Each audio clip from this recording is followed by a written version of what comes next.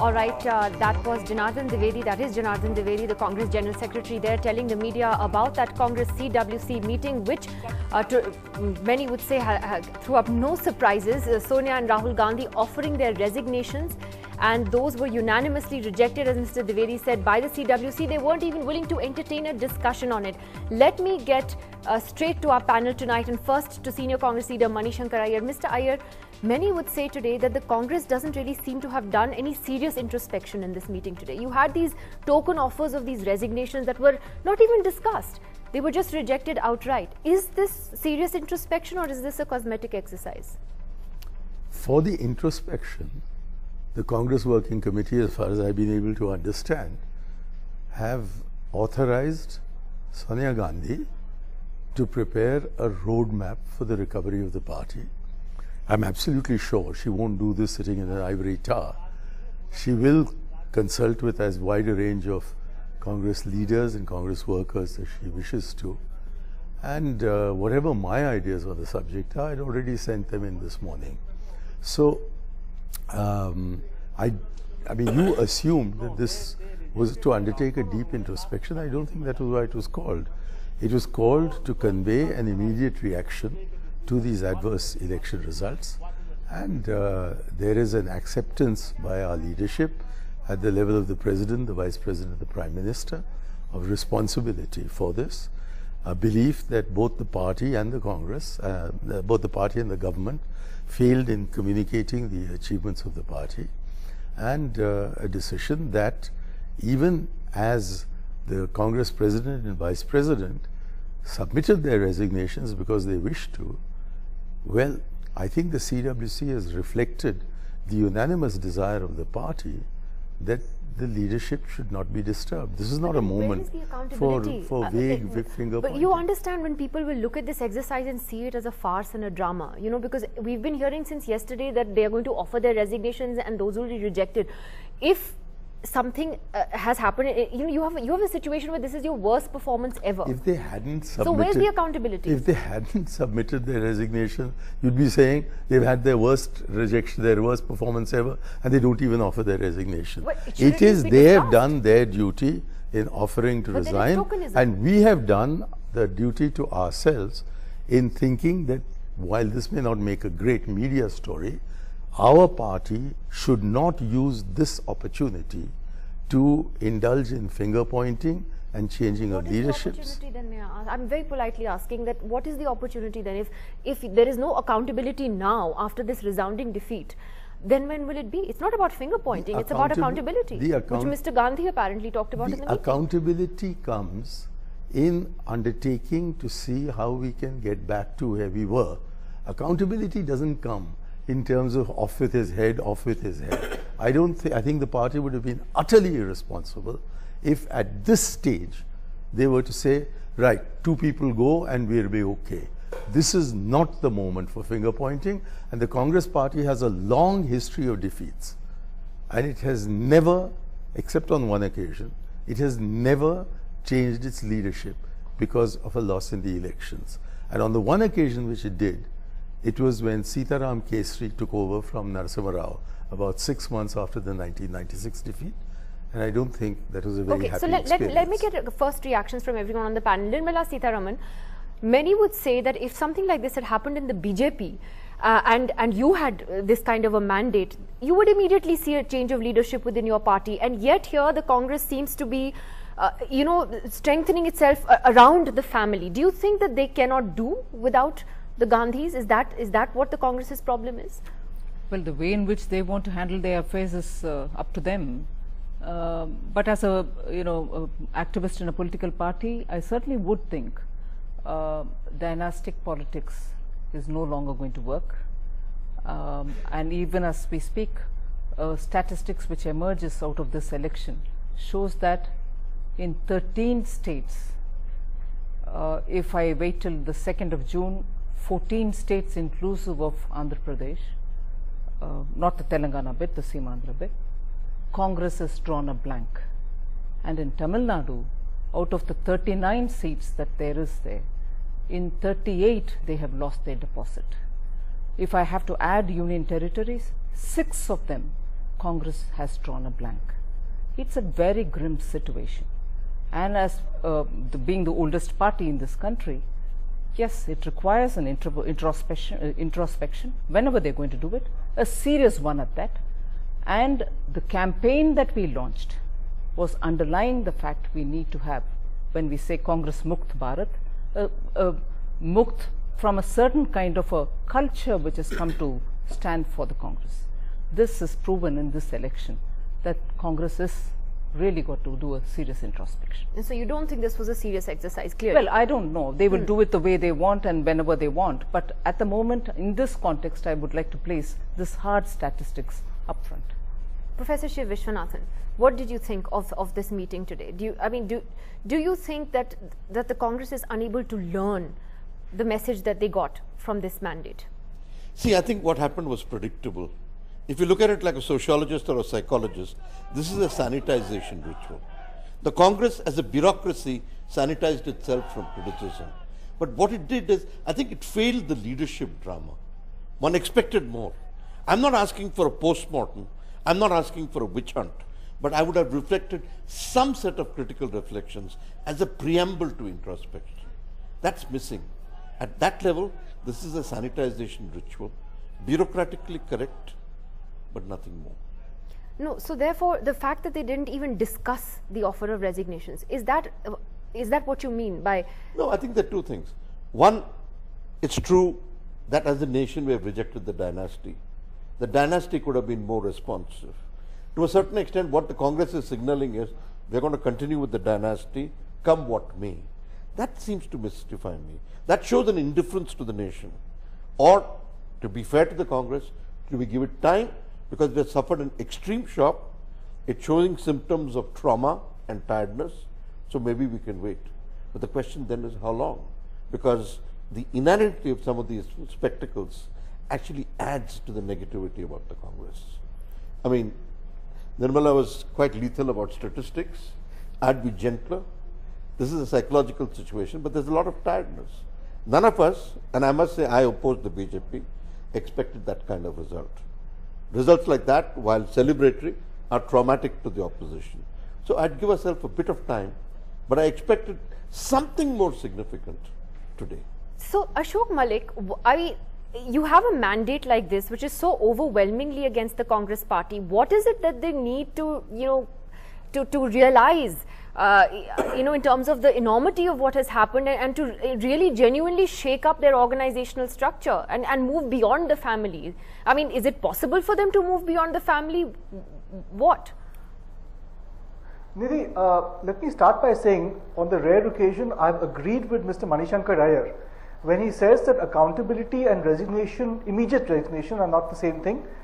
And I do agree with him that if Sonia Gandhi and Rahul Gandhi had resigned today and their resignation had been accepted, it would have destabilized whatever remains of the Congress party.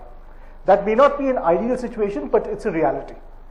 However, let's go back to the accountability part rather than the resignation. Yesterday, or was it day before yesterday, Mr. Kamal Nath, who's one of the leading Lok Sabha members of the Congress now, he's been elected from Chhindwara, gave an interview to NDTV where he said that he blamed the activist in the NAC and said they drafted policies that frankly the country didn't want. He specifically spoke of Narega hurting farmers because it raised the cost of farm labor. Now, and then he chose to say that the activists were to blame, but Sonia and Rahul Gandhi were not. Now, I can't understand that. You blame some activist who are not even members of the party, but what about the leaders who promoted those activists and that rhetoric? Aren't they accountable? But my point is that, as you say that if the party had indeed today said that Rahul Gandhi's resignation, for instance, is accepted, that they would have collapsed in a sense. You believe that the Congress would have, in a sense, yes, not been able to take that on right now, that drastic a change. Is that what you're saying? The way the Congress is structured today, it should not be structured like this.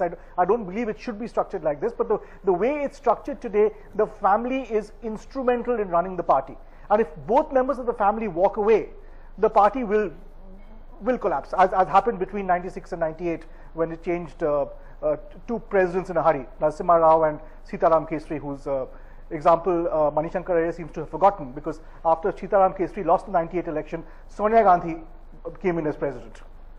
Gardiner Harris of the New York Times joins us as well. Gardiner Harris, your observations of this election and particularly this sort of Congress obsession that continues with the first family. Do you also believe, like Ashok Malik, that they need the Gandhis in some form or the other, at least right now, that any drastic change that needs to take place may take some time? Or do you believe that this is a wake-up call and they need to do something fast?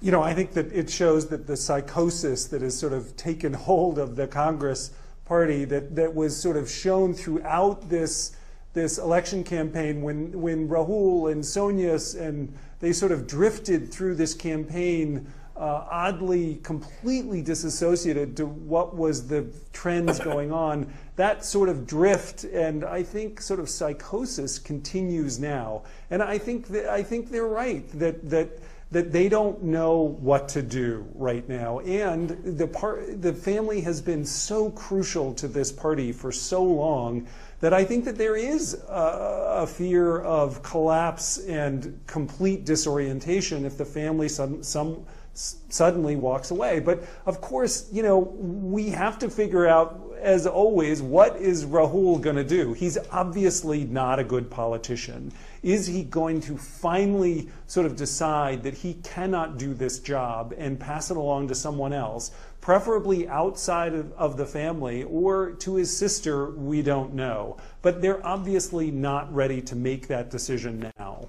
Manishankar Iyer, you know, Rahul Gandhi really honestly just comes across as not interested in this. Why is he still doing this? Why are you all still making him do this?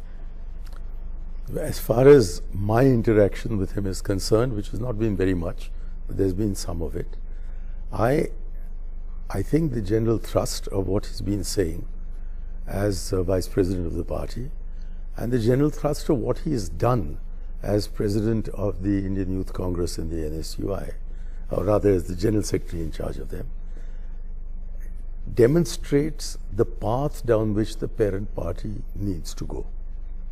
And I do believe that that is a far more important thing, reorganization of the party on the basis of 3 documents specifically. One, the resolution adopted by the AICC in July of 1990 based on the Uma Shankar Dikshit report about democratizing the party. The second, you do realize you're talking about a 1990 resolution that has still not been implemented. Yeah, I'm bringing it up. Yeah. I'm bringing it up very specifically, and do give me the courtesy of knowing how to count. I know it's 24 years since 1990, and yet I am saying that. I think that's a very fundamental document. I think the change would have been effected if Mandal and Kamandal had not brought about the fall of the VP Singh government within a few days of the passage of that resolution. And whenever the Congress party does well, then these attempts at reorganization are put on the back burner. The second document to which I attach the highest importance is the 1999 introspection report, which I had something to do with writing and which constitutes really a Congress encyclopedia. And based on that report and its recommendations, there was a set of recommendations adopted by the CWC back in 2000, but again, not implemented. And thirdly, we have Srimati Sonia Gandhi's first speech to a plenary of the Congress soon after she became president in March of 1998. And then we've got various statements made by the Congress Vice President in recent days. So I think we have a solid basis. There's been a lot of work done, and now we have to get on with actually putting this after on the ground. 24 years, I mean, you know, like you well, said, if you 24 years from the first document. So, you know, then, you know, Sonia Gandhi is going to, you know, give another set of suggestions now.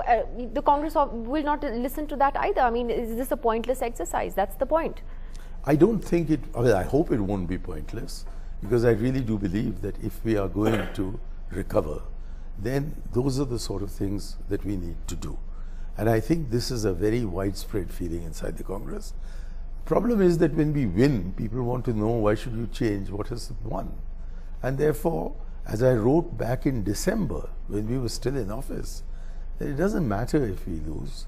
because that will give us the opportunity to do the shake-up that will restore us Look, as the natural my party point of is that governance. even if Sonia Gandhi is there, you know, Rahul Gandhi was in charge of your campaign. He was the face of your campaign, though not officially the opponent to Mr. Modi as the prime ministerial candidate.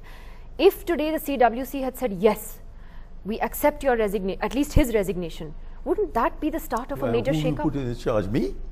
What, you have Sonia Gandhi? My party, you have Sonia Gandhi. My party At least let him be accountable. Well, my party and its leaders, whose connection, whose personal destiny is far more tied up with the Congress destiny than anybody outside the system, we are convinced that we shouldn't do what Shakespeare said when he talked of the base Indian who threw away the pearl. The Gandhi family is our pearl. And I see no reason why at this moment of crisis we should weaken ourselves further by removing from our midst the symbol of our unity and the bonding adhesive of our party. Why should we? Because To I don't satisfy think you? No. Rahul Gandhi is As far not your as pearl. You have to get we that. are absolutely convinced, we are, and we are the only ones concerned, we are absolutely convinced that whatever may be the defects of the leadership, these two constitute the best But leadership you have to we first can have. acknowledge what the defects are. What are Rahul Gandhi's defects? May I ask you? Would you be willing to say them on TV? I don't think it's a matter of personality. I think it's a matter of organization. And in the that's organization, there are a number of steps that need to be taken. I agree with the Prime Minister that resignation is no solution. But then no one is accountable. Shiv Vishwanathan, isn't that the problem? See, I think what's interesting is the autism of the leadership and the intelligence of a lot of congressmen. I think the key statement you made was, who will they replace Rahul with? Me. Why not? Yeah. I mean, Good point. what is so I'll tell you why not. wait, Mani. It's not acceptable to no, the party. I know, despite your modesty. It's not acceptable no, to me. No, that's okay. I'm not asking you to stand. But what I'm saying is, it gives a range of possibilities. It allows other people to enter the system. I think this openness of the system is going to be a crucial part of it. I think somewhere what Mani is saying is correct, that the Congress has gone through various periods of introspection, but it hasn't built on those periods of introspection Exactly. a structure of insight. And in that sense, it's responsible. And I want to make a difference. We're not asking for accountability. We're asking for responsibility. It's ethical, it's moral, it's political. I don't see that at this But moment. you know, in a sense, Nirmala Sitharaman, the point you also made earlier, that is this election, you know, in a sense, as Mr. Iyer said earlier, they've had big setbacks before the Congress party. They have come back and they only made a change in leadership once.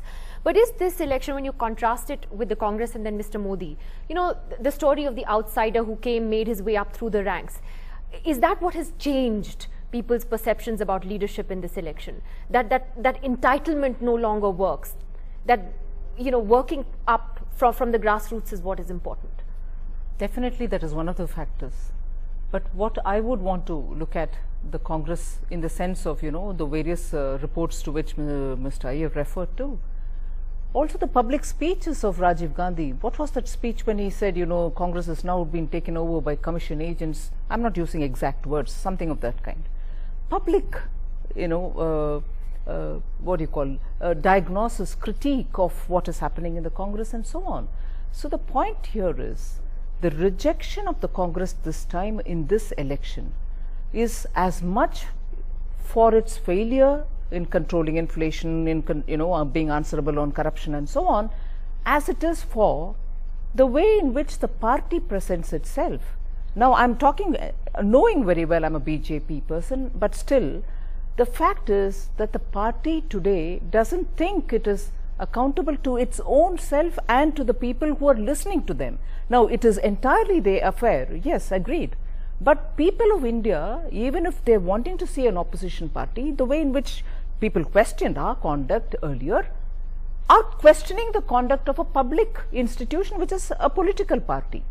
Now, what I find is, we do not want to answer. I'll hold this argument, whichever be the party, Congress or anything. Today we find in Congress similar things happening as in 1965, 1968, 71, 77, whatever it is, the various reports. Internally you may say, I had the reports I didn't answer. But the fact is, the party does not think it is answerable to the people of India. And that's been the core campaign point of the BJP. And to that extent, I would still say, what has happened today is also consistent with that attitude. Back to Mr. Iyer, what Nirmala Sitharaman said, that the Congress feels, the leadership feels it's not answerable to anyone, especially to itself. If the leadership felt that it was not to blame, why should the first words uttered by the Vice President and the President be that we take full responsibility? It's they who said that they take full responsibility. And because they've taken full responsibility, they say the prayaschit is that we resign. And we say that we don't think that's the solution. Now, is it a standard practice? Let me take 1989, with which I was very closely associated, because that was Rajiv Gandhi's election. He lost more than half his seats. He lost more than half his seats. We had about 410, I think. We came down to about 192 or 96, something like that. More than half the seats. And then I happened to go in with him to the Congress Parliamentary Party. There was thunderous applause. And within a year and a half, we were back. And we would have been back with Rajiv as Prime Minister, but for that terrible assassination. We had one experience of pulling out the knives and getting rid of the leader. That was Narasimha Rao. And what happened? The disintegration of the party under Sitaram Kesri, which was stemmed only by Sonia Gandhi going against all her instincts and agreeing to take over the leadership of the party. You're down to We have had seats. back. There's a We've big had. difference. Sorry, before we talk only of the Congress, let me take the history of the party that has won this election. It has suffered many electoral reverses in the past. Did they immediately remove the leader? When in 1984, the BJP strength plummeted in the Lok Sabha, did Mr. Vajpayee cease to be the leader? Earlier, when the Janta experiment collapsed and the BJP component of the Janta government was eliminated during the 1980 elections, Mr. Vajpayee was there. He proclaimed Gandhian socialism as the philosophy of the new BJP. So you're so saying, therefore, okay, so they didn't therefore, have a most knee-jerk political reaction parties do not think the removal of the leader constitutes the solution to the problem. And we are now waiting to get the roadmap in a draft form before Nirmala us. Sitharaman has a and see how response we to that correct before it. I come to Ashok and Gardner Harris. There's a complete difference. This comparison doesn't hold good at all. Here the issue is of a dynasty which has been controlling the party. So notwithstanding the various pretensions which have happened about bringing democracy, internal democracy into the Congress, it is the dynasty which is holding an unaccountable position that may be suitable for the Congress party's, cadres or loyalists. But the fact is, people of India today want a party which is going to be answerable in every way. And in that, when political parties are being looked at by voters, these are also aspects on which they have a view. And in that, this comparison between the BJP and the Congress does not hold good at all. You're saying it's an unfair comparison. Ashok, is this election in a sense a turning point, you think, eventually, especially for the Congress, about the way it looks at issues of dynasty in particular? Because is the solution really going to be Priyanka should replace Rahul? Or is that going to be a disaster as well? I hope not, because Priyanka Gandhi, from all we've seen, is a better speaker than her brother and a better communicator perhaps, but is she a better politician? We have no idea. But I'd like to make a larger point and a contrarian point. I don't think the Congress lost this election, the 2014 election, because of absence of internal democracy, or because power brokers dominate the party, or because there's institutional and organizational infirmity in the party. That is true for many parties, including to some degree the BJP. The Congress lost for three reasons: the absence of a compelling leader, second, the inability to understand the aspirations of contemporary Indians despite being in government for 10 years, which was a major problem, and third, the Congress historically has been at its best when it's retained that acute and astute sense of balance, of classic centrism between right and left. Somewhere in the past 10 years, it has swerved dramatically to the left. This is something which, to quote Kamal Nath again, was reflected in his interview yesterday. it has become almost an ideological party, which may please Mr. Manishankar Iyer, who I know is of that persuasion, but makes it unelectable for many sections of Indians. It has lost its centrist core. Okay, Mr. Iyer would probably not agree with you on that, because I think you'd be happy that it's more left of centre than anything else. Gardiner-Harris, your last comment on this. How do you think that the Congress can pick up the pieces from here? Do you think that they'll veer towards Priyanka, or do you think that's not an option? Do you really see outside talent coming and taking over the leadership of the party? It's a really good question. I think that the family is both central to and poisoning this party, and particularly Rahul.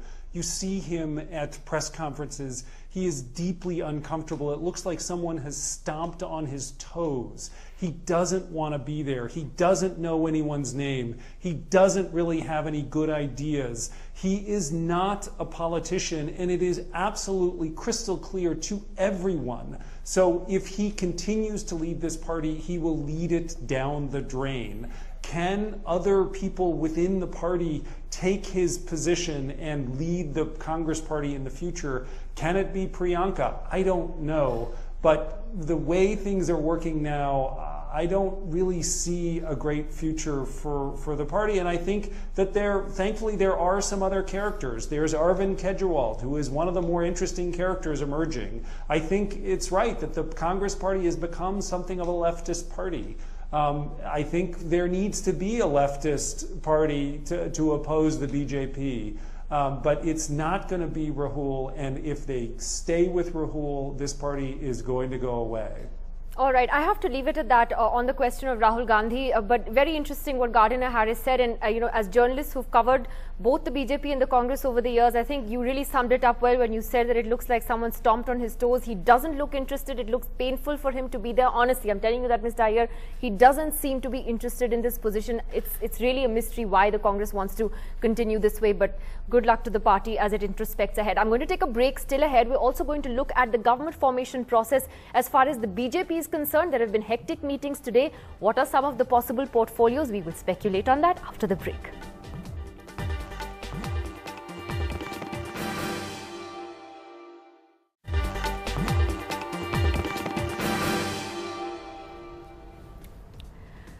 Welcome back. Well, the focus is well and truly on government formation now here in the national capital. Narendra Modi will formally be staking claim. Tomorrow, he will officially be elected leader of the BJP parliamentary party and of the NDA. Tomorrow, they both are expected to meet in the capital. The swearing in, though, still hasn't been decided. It is expected to take place in a few days from now. In the meantime, there have been hectic meetings and negotiations over portfolios and posts. Sushma Swaraj arriving for her first meeting with Narendra Modi since his massive win on Friday. The two have had an uncomfortable relationship in the run-up to the elections.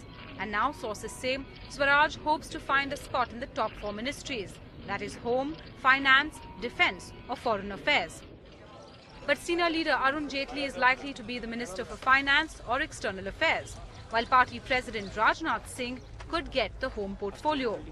Sources also indicate that Arun Shourie and Nitin Gadkari are likely to get key portfolios as well. Gujarat Bhavan, where Modi is staying in the capital, is the centre of action.